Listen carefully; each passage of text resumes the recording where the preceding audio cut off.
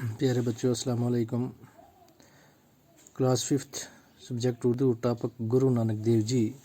तो उसमें आज हमारा सब टॉपिक जो है वो है लफ्ज़ों की मताज़त लिखिए और उसके बाद है मुज़क्कर के मोनस लिखिए। तो बच्चों यहाँ एक क्वेश्चन है, सवाल नंबर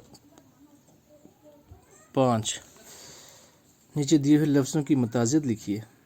तो बच्चों यहाँ अल्फाज दिए गए हैं, तो आगे इनकी हमें मताज़त ज़द लिखनी है। तो बच्चों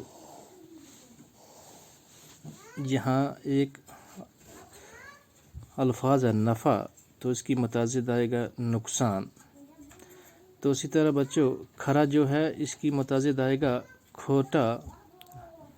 तो उसके बाद रंज, तो इसकी ज़द आएगा बच्चों रंज की खुशी। जैसे दिन की ज़द रात है, सुबह की शाम है, इसी तरह नेक की जो ज़द है वो आएगी बद। तो बच्चों उसके बाद फ़ानी की ज़द आएगी ला फ़ानी। तो नौकर की ज़द बच्चों आएगा आका।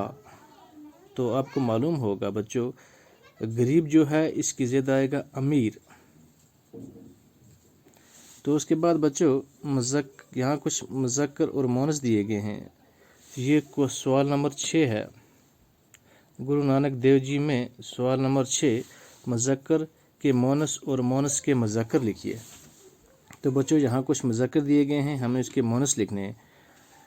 तो इस सबसे पहले है वालद। तो बच्चों वालद जो है इसका मोनस आएगा वालदा। तो बच्चों आपको अब समझ आ गई होगी, भाई जो है इसकी मोनस बहन। नाना की मोनस आएगा बच्चों नानी। तो उसी तरह बच्चों ये कुछ और मुज़क्कर और मोनस हैं। तो यहाँ एक मुज़क्कर है शोहर। तो बच्चों इसकी ज़द आएगा बीवी। तो नौकर की ज़द आएगा बच्चों नौकरानी। धोबी जो है बच्चों इसकी ज़द आएगा धोबन।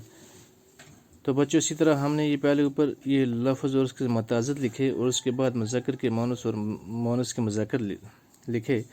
तो बच्चों आज हमारी ये इतना ही, तो कल इससे आगे हम शुरू करेंगे। खुदा हाफ़िज़।